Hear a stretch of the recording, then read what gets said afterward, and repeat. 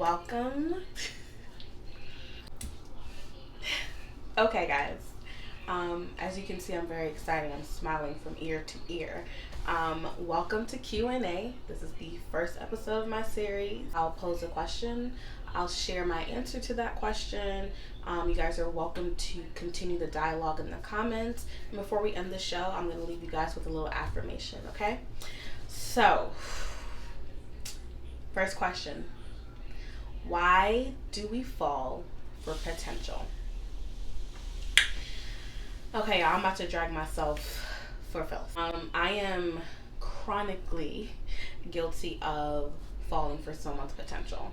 And I don't know if it's the teacher in me that I see something of promise and I feel like I need to pull it out, like it's my duty to make that promise come to fruition. And that's not my job. It's not my job in the aspect of love and relationships. So I pride myself in the fact that I've only set my affections on 3 men. I don't really count the third one. It's really like 2.5, but I'm trying to be honest and open with myself and with you guys. So I don't like catching feelings. It is not an enjoyable experience for me. The first guy I liked, bondage. No, bondage. Second guy I liked, not as tight. That's what he said. Well, that's not what he said. Okay, it's like he said quite the opposite. But strong. Bondage not as strong, but still bondage.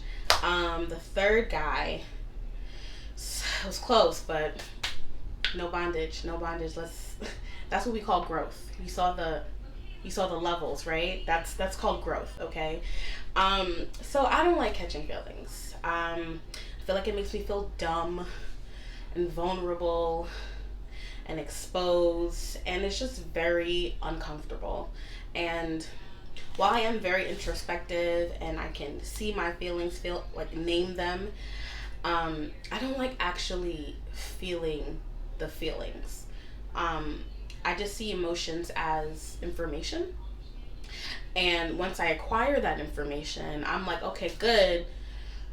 Feelings should go away, but we're human and we're allowed to feel, and you should feel, you there's nothing wrong with having emotions, right? So I'm very cautious about who I set my affections on, because I know the energy that I bring when I like someone is it may be heavy for some. If I like someone, I like them. I hit them up when I want to talk to them. My strongest love language for giving and receiving is words of affirmation. So I text back too quickly. I ask a lot of questions. I say how I feel. I write poems.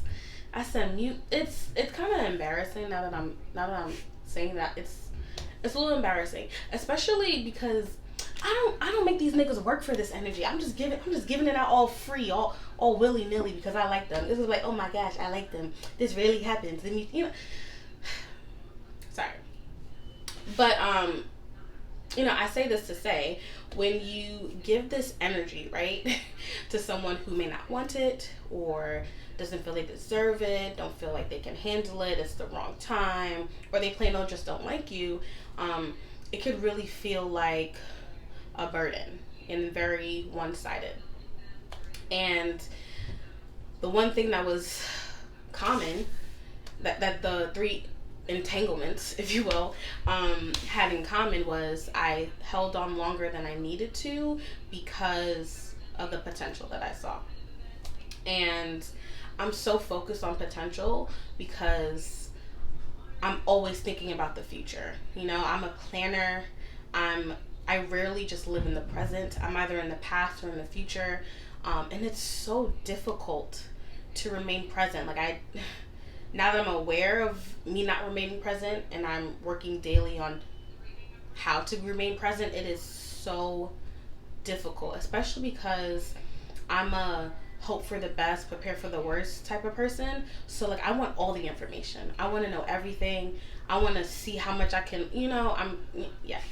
And that doesn't necessarily translate well in your love life. So I recently read this blog post that I found on Twitter. The writer, her name is at Just Call Me CO. I'm going to post a blog on my page later on this week because I really think I encourage you all to read it. It was such a beautiful read, right? And she was speaking about the feeling of possibility when you are falling in love or when you like someone. And one thing that really stuck out to me was she said that she also fucked up and mistaken potential with possibility. And I was like, whew. And she also goes on to say that, potential has to do with the other person versus, possibility has to do with being in the moment. I'm definitely guilty of that. A person could have a whole lot of potential on their plate, but if they're not willing to use that substance to produce something fruitful, then, that's on them. And there's nothing wrong with relishing in the possibility. Like, life is filled with possibilities. So enjoy the possibility. Feel the butterflies. Smile when you see their name pops up on the phone. Engage in those stolen glances. Like, there's a beauty in remaining present. And that's something that I'm discovering each and every day. And, the worst that can happen is that nothing happens. But you would have gained a enjoyable and teachable moment. So as I encourage you guys to remain present, I'll leave you with this affirmation. And my suggestion would be to recite this affirmation as little or as frequently as you want while practicing deep breathing and stillness. So the affirmation is, as I remain present, the past and the future give away infinite possibilities. Sending you love and light. I hope you guys have a wonderful day.